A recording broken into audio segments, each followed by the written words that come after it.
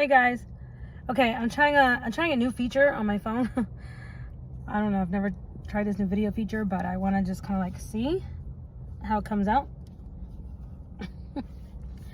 Okay, I really wanted to tell this story of how I ended up getting married to my first husband. Mainly for my boys. I don't know if they really know the story of how we got together. I don't really know if they actually know the story or if like they've heard bits and pieces. I gotta ask my son. I think they've heard bits and pieces of it. Anyway, it's really hilarious, really, especially the older I am now. But believe me when I say our family has really our family has made fun of me and my husband eternally for this theatrical way that we got together. Okay. First of all, when I was younger, I was way more dramatic. And like I said, I'm a feeler. I tried to run from feelings at different times in my life as well, but it didn't work. It never worked. You know, my mother was always like quick to remind me that, you know, running from your feelings is not gonna ever serve you. It's not gonna really ever work. But she always pointed it out whenever I did. So really and truly though, it's because I am a feeler and I'm very sensitive, right? So I ended up having these kind of like over dramatic theatrical moments in my life that they just are what they are, right? So my first husband and I, we had dated for 4 years before we actually got married. And the thing about it is that, you know, I knew within 6 months that I was in love with him, that I loved him, you know, and actually I felt that he loved me too. But you know, when you're young, you really just don't really know. You think you know, but you don't really know. You're not really sure. If you've never experienced real love or whatever, or you're young, you're definitely going to kind of like question this. And I think it's crazy though when I see grown adults like in their 40s or 50s and they are still questioning what is real love. But anyway, it happens. So anyway, I noticed I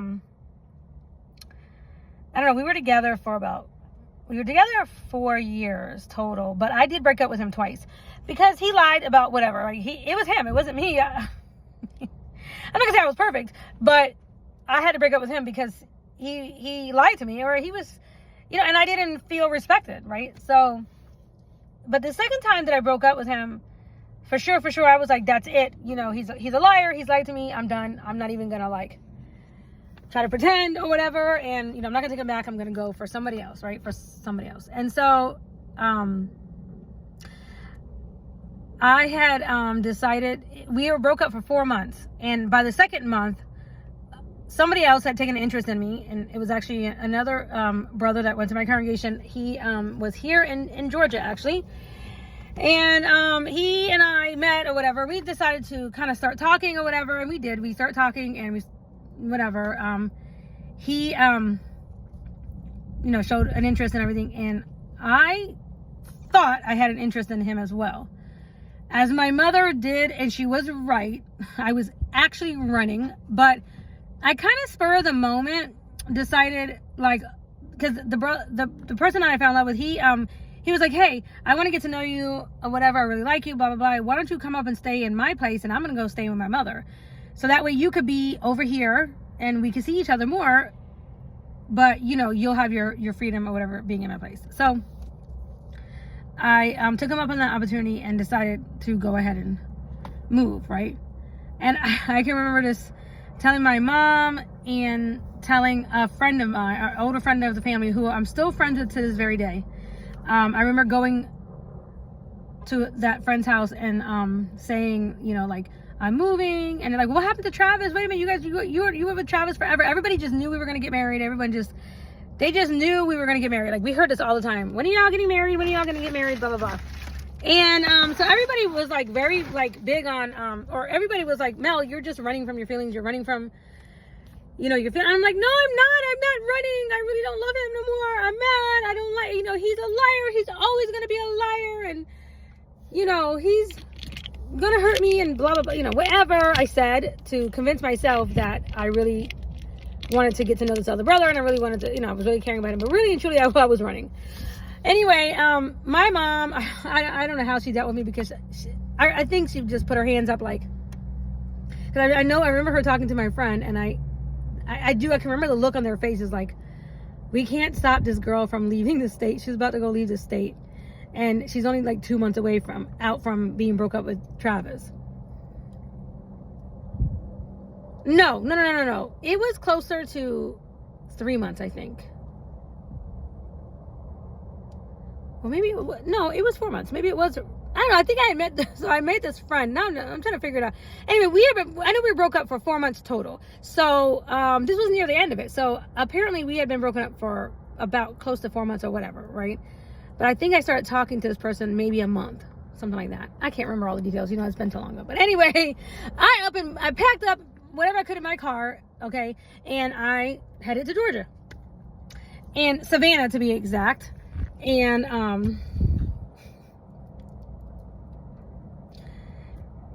I was there for I was there for about I was there for let me see, 18 hours. I don't even know. I wasn't even there for very long, right? But I think I had packed up, and it wasn't even a whole 24 hours, right? But I got to the person's house or whatever, and he let me stay there and everything, and he wasn't there, because believe me, I didn't do no action. Okay, I wasn't doing that. But anyway, he was there or whatever. His mom lived right up the street, so this was like a family house, if you want to say. Anyway, it was weird, and I remember though the guy that I was talking to, he was very sweet. He was a very sweet guy. He had to go to work or whatever, but he checked on me the next morning, and I remember he brought me some breakfast. So I was there. It was sometime, I guess, in that morning or whatever. I called my mom to let her know that I was here safe, that I was good, I was okay, yada yada. And as I was talking to my mom, Travis called. He called my family. He called the house. I guess he was looking for me. Now, mind you, I was avoiding him now. He was already calling me at this point and trying to get me back. And I was like not having it. I wasn't having it. I wasn't going to get back with him. I was like, no. It's a no, And so I guess at this point he was kind of starting to go crazy. Like, I love her. I want to get back with her or whatever. And so he called my mom. My mom clicked over, and I remember she had to beep over, like clicked over. And then eventually got back to me, but I hung on the phone, and I was like, Mom, what did he say? I was like, what did he say? And she was like, Mel, he's coming over here right now. He wants to know where you are. I told him that you moved, that you left, that you moved. And he flipped out. He's like, I'm coming over now. Anyway, so my mom was telling me this whole thing, and so I was talking to my mom, and the time that I was talking to my mom, which didn't seem like it was very long, but however long it was, whatever, in that time span or whatever, Travis had gotten to my parents' house. He got there and he arrived. And so I remember my mom saying, in the middle of us talking, whatever, I remember my mom saying, oh my God, he's here. He's here, Mel, he's here. And I was like, oh, he is? Oh, okay, click. And I hung up the phone. So I hung up the phone, right? And I knew that Travis was there at my parents' house. Now, I hadn't seen him or talked to him. Now, mind you, this was like, before Facebook and stuff like that. Okay, so now we have Instagram and all these apps. But I mean, Facebook is like the OG, right? And this was before that. So anyway, there was no social media or anything for me to sit here and be like, he was keeping up with me and I'm keeping up with him and all that kind of stuff. No, there was none of that. There was just like no communication. And he was trying to call me, and I was like not answering, not talking. And he couldn't track me down, okay? There was definitely no GPS on me. Anyway, so I was like, I hung up the phone, and I remember this like it was yesterday. I remember sitting down at the chair, in this man's kitchen, and he had a clock on the wall. And I just remember sitting there, biting my nails, and my stomach was turning, all right, because I knew that Travis was at my house, and I knew he was going to discover that I had packed up and moved the night before, and that this whole conversation or whatever was going to go down. And I was looking at the clock, and in my mind, though, during this time, I remember feeling like 20 minutes had gone by. Like, I remember feeling like, I don't know, 45 minutes, 20 minutes, like a long, I remember just feeling like a long time had went by. But apparently, it was less than 2 minutes. Okay? I don't know, but I couldn't take it anymore. I couldn't take the suspense of it anymore. I had to know what he was saying, what he was thinking, what was going on. So I called my mom back, right? And my mom answered, and you know, okay, so my mom answered, and I was talking to her, I was like, Mom, so what is he saying? What's going on? I just couldn't take it, right?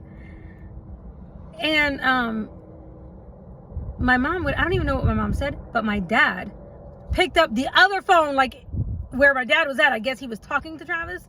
Anyway, he picked up the other phone. So, you know, remember old landlines, there's one landline, so all the phones in the house, all of them, right, connect. You can, everybody could be on that same phone, you know, you're on the same line. So my dad picked up the phone when I was talking to my mom, and in the middle of me saying whatever to my mom, or my mom saying whatever to me, or whatever, or her telling me whatever they were conversing about, in the middle of that, my dad picked up the phone and said, Mel, Travis is here. We're not playing no head games. Talk to him. Boom. And he handed the phone. Now, my dad said it with my dad voice. You know, the dad voice. The commanding, like, you better listen. Stop playing. Okay? And my dad was like, talk to him. Now, like I said, I had avoided him and ran from him and didn't. You know, it was like I made my mind up or whatever, all that. And so he handed the phone to Travis, and I remember hearing, so the phone conversation went from me and my mom to, next thing you know, my dad. And then next thing you know, boom, here's Travis, and Travis says, Mel, where are you? Where are you? Where are you? I'm coming to get you. I'm coming to get you. I love you. I love you. Where are you? What do you do? Babe, I'm sorry. I'm sorry. And I'll never, blah, blah, blah. I don't even remember everything. But it was like, I'll never do this again. I'll never say this again. I love you. You're the love of my life. I should have never left you. But it was like all this stuff, right? It was like diarrhea of feelings and emotions. And, but as he was, cause I couldn't, I was like, it was like cat got my tongue, right? I just remember feeling like, I wasn't expecting my dad to do that. I wasn't expecting that to actually be faced with, like, to be faced with the feelings and the reality of the man that I actually loved. I was in love with him, right? But I was like, deal with it. Like, it was like in front of my face right at the moment. And so I couldn't speak. He was like, where are you? Mel, I love you. And I wasn't answering. So I don't know how long that went on. It felt like forever, but I don't know. It was probably just a couple minutes of him confessing his love to me and, you know, his feelings to me and all of that. Heartfelt. He was very heartfelt, and I could hear it in his voice, right? And I could hear it. And as he was saying that, it was like tears started rolling down my face, right? Tears just started rolling down my face. And I was so moved emotionally, you know. And he was like, please just tell me where you are. I'm coming to get you right now. Please don't leave. Please don't run away. Please don't leave. And so after he pleaded his case and he said all this stuff, and I don't know how long, I'd have to ask my mom, because obviously in the moment or whatever, my time was extremely warped. But it felt like, you know, several minutes of him going on. I finally said my literal words that came out of my mouth, because I didn't even speak anything. I didn't speak anything. And by this point, though, after all that, through my tears, I basically said, exit 119. Or 117, I don't remember now. I think it was 119. It was Savannah, exit 119. And I was like crying, and I just remember saying, like, I'm at exit 119. And he was like, okay, I'm coming to get you. I'm gonna be there. I'm gonna gas up Sheba. Sheba was the name of his his Mustang. His Mustang that, anyway, that he raced and everything in his car. He was like, I'm going to gas up Sheba. I'm coming to get you. And I said, well, it takes 4 hours to get to Savannah. And he was like, because he was like, I'll be there by 7 o'clock. And I was like, 7 o'clock. And I remember like counting the time. I was like, that's not enough time. It takes 4 hours to get to Savannah. And he was like, no, I'm going to be there by 7 o'clock. You be there at that exit. And, you know, he decided, you know, it was like we were conversing. I said, okay, there's a McDonald's right there at the exit or whatever. He's like, meet me at the McDonald's. You know, at that exit.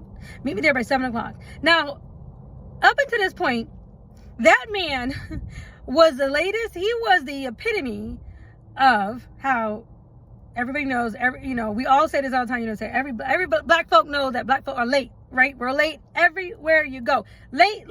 He was late. If we said be there, we would have to tell him to be there at 6 just to get anywhere on time to be there at 7. He was the epitome of late. So I promise you, when I said, I let the day go by, whatever, and I let the guy, you know, come back from work, because I wanted to talk to him, and I wanted to tell him that I wasn't really ready to move on like I thought I was, and that I was sorry, you know, and I wasn't trying to emotionally jerk him off in any way or whatever, but that I really wasn't ready to move on, and I did make an impulsive decision or whatever, and I want to, you know, get back with him, right? And so I did tell him. I waited for him to come home from work, and I did tell him. I was very honest with him. I was very upfront and honest. And it wasn't easy. It wasn't easy owning up to these feelings, especially when he just got excited about me coming. But anyway, and during that time, I packed, you know, whatever I took out of the car, I put right back into the car, you know. And so after that conversation with him and everything, and said goodbye, wished him well and everything, and thanked him for his kindness and everything, I got in the car, and I wasn't in any rush because I was looking at the clock, but I was like, I'm not in a rush because Travis is always late everywhere all the time. He ain't gonna be there at 7 o'clock. That's what I was thinking. He ain't gonna be there at 7 o'clock. I don't need to worry about it or whatever. So I was very like nonchalant, very kind of like slowly, you know, just getting in the car, going, and was gonna wait for Travis to come and get me at the exit 119, which is really funny because it's like I had my own car. I didn't have to wait at all. I could just get in the car and drive home. But anyway, as I slowly, and I said goodbye to him, and I drove to that exit, which is right there. It was up the street. It wasn't that far. And I got to that McDonald's. I pulled into the McDonald's, and I wasn't expecting to see Travis at all because, like I said, he was, you know, I was thinking I was gonna have to wait on him. But to my surprise, I pulled up. I didn't even get out of my car, but as I pulled up into the parking lot, and it was a gas station with a McDonald's in it. So it was a McDonald's and a gas station both, right?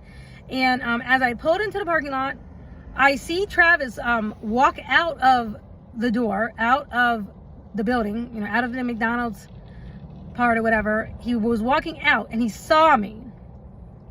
And I saw him do a dip, a buckle in his knees, like of relief that I actually showed up, that I was there. So I guess he was afraid or scared that I wasn't going to actually show up. I don't know.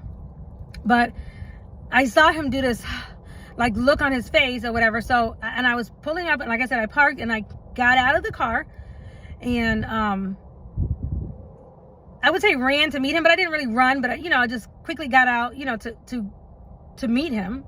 And he was walking towards me, right? He did his little buckle. He didn't fall to the floor, but he did a little buckle. But everyone's like, oh, God, thank God she's here. And then he continued to walk towards me. And I got out of the car and walked towards him. So as I got out of the car and walked towards him, and we greeted each other, and we gave each other a big hug. It was a long, big hug. It was the first time in my entire life that I could definitely say that I experienced. It was the first time I ever experienced a hug, a real hug, or a hug that made me feel like I was home. This hug made me feel like I was home. Like, it was the first time in it was like that first time in my life that I had that moment. I knew when I was hugging Travis, and it was this long embrace. It was a beautiful embrace. But I remember the feeling that I felt, the warmth that I felt that came over me, the warmth that I felt, that I knew I was like, okay, I'm home. I'm back home. Everything is going to be okay. And that was the feeling that came over me while I was inside of his embrace, right? And what broke that feeling was the guy that I was dating, or that I had started to date. I didn't realize he'd followed me. I didn't tell him where I was going. I absolutely did not tell him where I was going to go meet Travis or anything like that, right? But he followed me, and I didn't know. And he came up behind me, basically, and spoke the words, something to the effect of, but what I remember was something like, "Get your hands off my woman."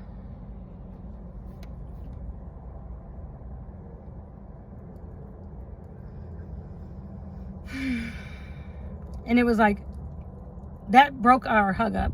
And we both stopped. And he was like, "You heard me. Get your hands off my woman." And so all of a sudden, I was faced with Travis in front of me and this new guy that I had started to date. And I was like, what? Like, where did he even come from? I didn't even know he followed me. I was like, what the heck? Where did you come from, right? Okay, so that's what broke the hug up, okay? And in that moment, this guy, let me tell you, this came out of nowhere to me. Like, to me, this came out of nowhere because I just didn't see this coming. And neither did Travis. Well, maybe Travis did, actually, because anyway, this guy yanked me. He really physically yanked my hand, like yanked me.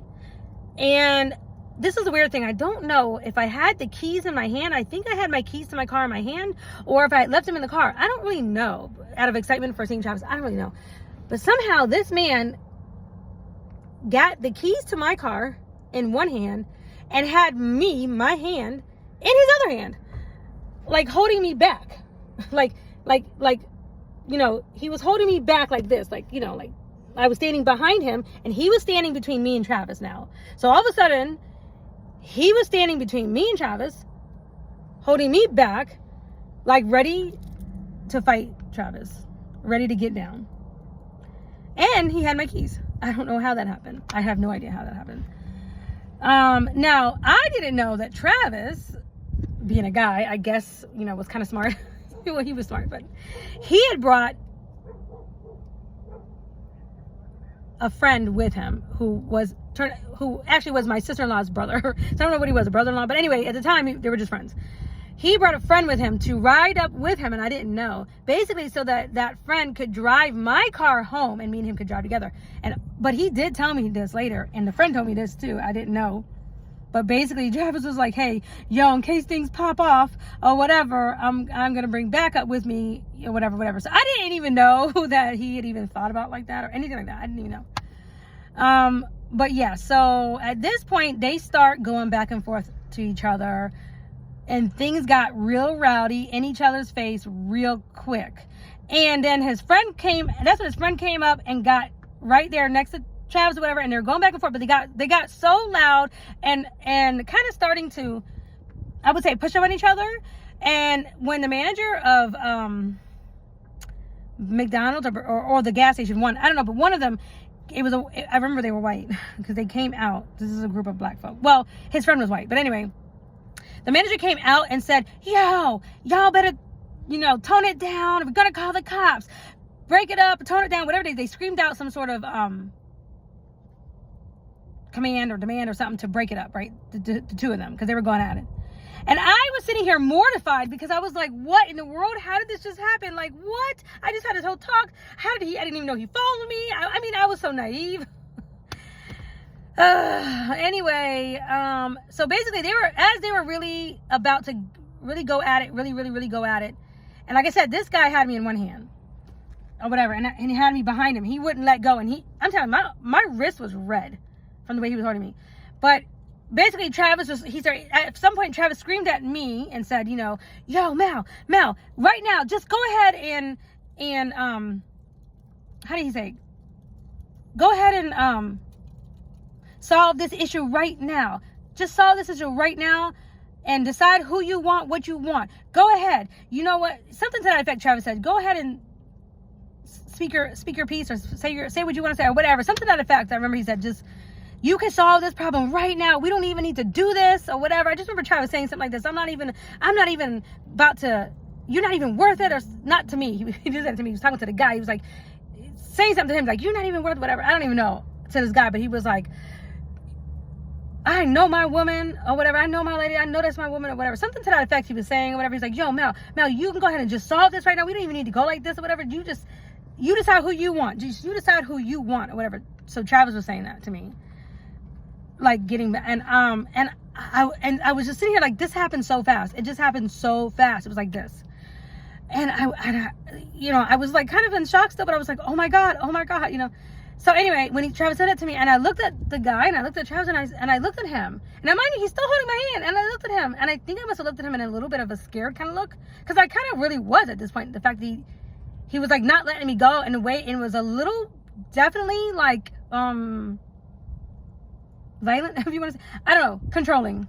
It was definitely like these days, I don't know. Anyway, I mean, me and him didn't even like ride like that. Like we hadn't even really, we went on like a couple dates. He came to Florida to see me. We went on a couple dates or whatever, but it wasn't even like that. Like we were on the phone, and then but I was like, come on, like we don't even have that kind of bond. I was like, what?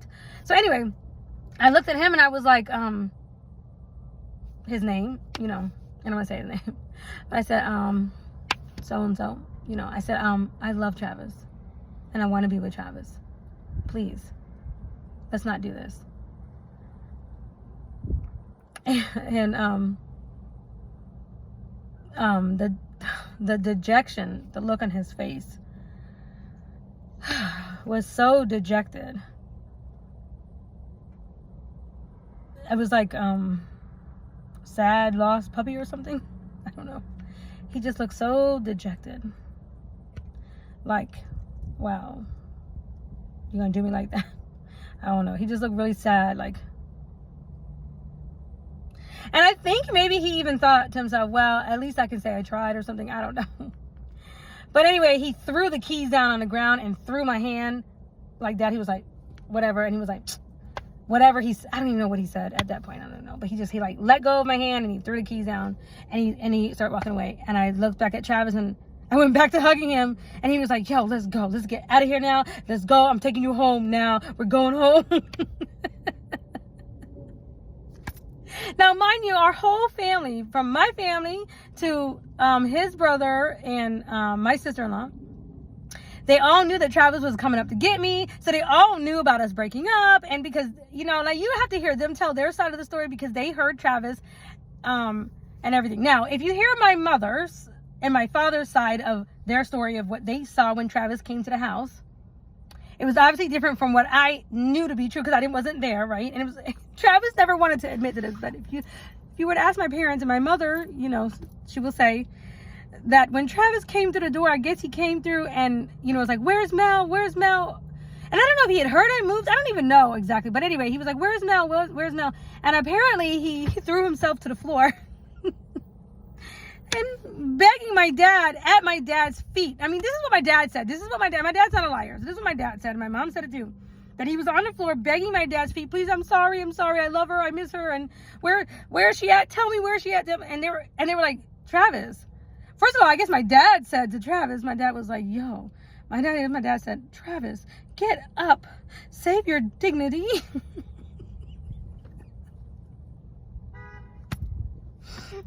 But I think my mom was there. You know, I think he went to my mom. I gotta ask my mom again. I gotta have her tell the story. But anyway, she said that, you know, I guess he was like, Kathy, tell me where's Mel at? Where's Mel at? And my mom was like, I don't know her address. She hasn't given me her address yet. I don't know. Or whatever. Anyway, and so, and then of course I called back. Remember, I called back and my dad was like, you're not playing these mind games. You're not doing that.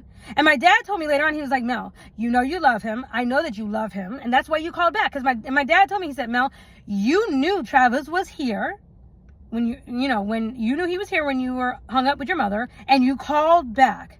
You're not going to play these games. You called back because you love him, because you want to know what's going on. That means you love him. He was like, I'm not going to allow you to play these games. And he was right. He absolutely was right. Anyway, my whole family and everybody, they knew we were coming back. My mom and dad, they were like, when we got home, they were like, oh my God, we were scared you guys were going to be like getting married at some drive-through chapel. Because they knew it had already been like 4 years or whatever, however many years at this point, and we were already like planning on getting married or whatever, but it was like we broke up and stuff. And I remember my sister-in-law and my brother-in-law, we actually stopped at their house first on the way back home. And I remember my sister-in-law, it was like late, I don't know how late, but it was like late when we got home. And I remember her going, wait, Mel, let me pop some popcorn. She was like, let me pop some popcorn. I want to hear every detail. I want to hear the story. I've been waiting for this. And she was like eating popcorn, like listening to us tell the whole story. And of course, if you hear Travis, he was, being his manly self about, how they had to go to blows or something. I don't know. He was exaggerating or whatever. But anyway, on that way home, when Travis, we finally got in the car and we drove home to Florida, right? We drove back home. It was like I said, it was a 4-hour drive, but of course, Travis drove fast, and that's how he even got there on time for the first time in our dating experience, our dating life. But I remember on that drive home, the way the conversation, especially me, because I'm a talker, but I remember us going back and forth and just talking, and I remember it feeling like, it just felt like we didn't even have enough time in the car. It felt like there was so much to talk about, so much to say, and it was like, before we knew it, we were back home in Florida, in Deltona, DeLand. It was like, the drive was like 5 or 10 minutes. It just felt like it went by so fast. And I also remember feeling like it was like, yeah, well, actually, and he did, in the car, gave me back a ring that because he had asked me to marry him the first time I broke with him prior to that. And I think I gave him the ring back or something. I don't remember. I think I was like, ugh.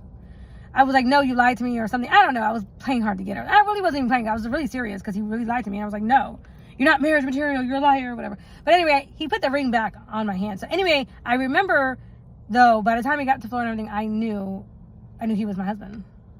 I knew he was my husband. Like, I knew we were going to get married. I knew we were. And I knew the feeling, because it was like as if we had the feeling, even though I broke up with him, and even though it still felt like, in a way, it felt like we were ripped apart. Because we hadn't been together, right, for 4 months or whatever. And it felt like a long period of time and everything. But that coming back together from that point on, and we were inseparable from that point on. We were inseparable because of the missing each other. The second separation, that second time I broke up, because the first time I broke up with him, it was, I don't know how long. I'd have to, to be honest with you, I had to ask my brother and sister-in-law. I can't remember how long. Was that a year before? Or it was like, yeah, it was shortly before that. I think we only broke up maybe 2 months or 2 or 3 months or something. I don't know. And I got back with him. We got back together. But it was the second time that was more serious because it was like 4 months. It was at least good 4 months. It was a good 4 months. But remember, it was a true breakup. There was no talking. There was no on the phone. There was a, I think at this point I only had pagers and beepers or something. I don't think that's all we had. I know we didn't have cell phones. We definitely did not have cell phones. Definitely. And there was definitely no, the Facebooks and Instagrams and stuff like that. So it was like a true, did not see his face or talk to him for 4 months, and I really did long him. And I remember every sad song that came on the radio, I'd be crying on the way to work. I'd be crying, especially because, I remember too, it was like a Brian McKnight song that, I don't know if he dedicated it to me at some point or something, but I don't know. I remember that particular song coming on the radio one day, coming home from work, and I just remember crying through the whole song, like, I miss Travis, and it was like that, very, very, very emotional, right? Anyway, we actually did get engaged that night. We were engaged, and we tried to get married 3 months from there, but that wasn't going to happen. It was like too soon or whatever. So it ended up taking us I think a year, close to a year, because, to plan a wedding and everything. We actually did the whole wedding thing. He wanted, and I did too, I will never spend that money on a wedding again. I always said that because it was just not worth it. I mean, to me, because, it's just too nervous, too nerve-wracking when you, but anyway, we did it. We did the whole big dress thing, the big flowers and everything. And it was fun and everything. It was a good experience one time. One time was enough. But I knew from that point on, I knew that was my husband. I knew he was. And, but yeah, that was basically how we finally made it happen and jumped the broom.